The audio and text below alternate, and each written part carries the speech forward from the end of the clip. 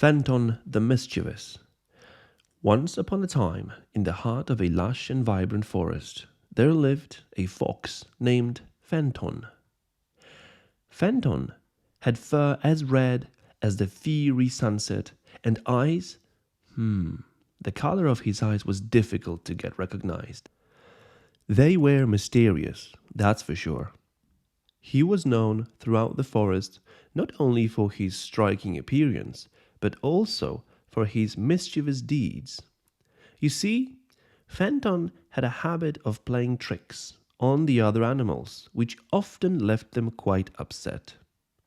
From hiding the squirrels' acorns to tricking the birds into singing out of tune, Fenton's pranks had put him on the edge of the forest society.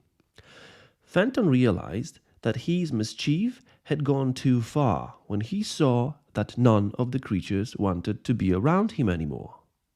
The lonely fox sat at the edge of the forest, looking in at the community he had alienated. It was then that he decided it was time to change. He wanted to be trusted and liked by his forest friends once again.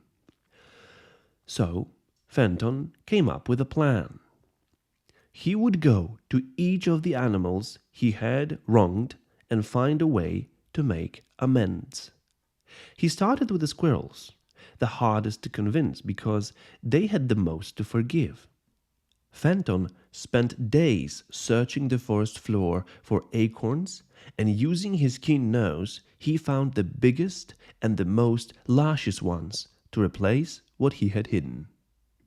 The squirrels were wary at first, but when they saw the pile of acorns Fenton had gathered for them, their tiny hearts began to soften. "Thank you, Fenton," they chittered cautiously. "This will help us through the winter." Next, Fenton approached the birds.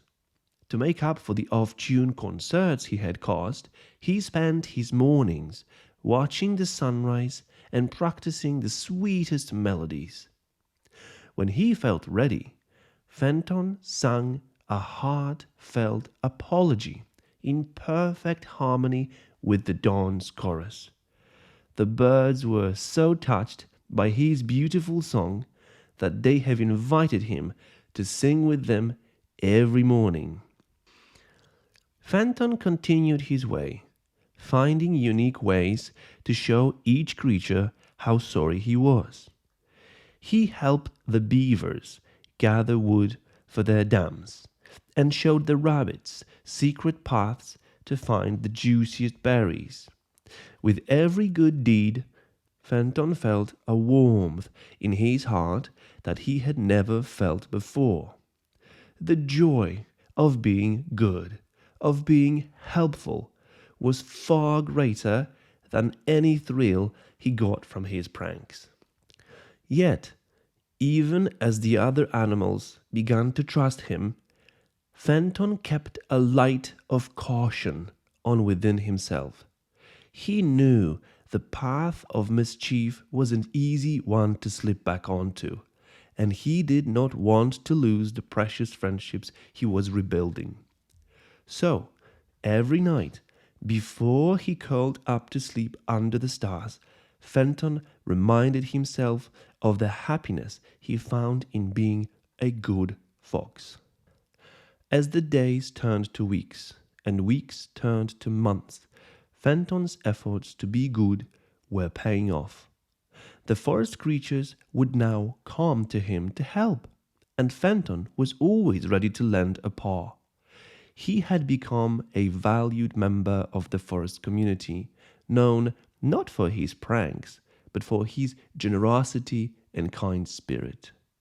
Fenton learned that it takes time and patience to mend broken trust, but it is always possible if one's heart is truly in it. He also learned that being good brought a joy that was pure and lasting.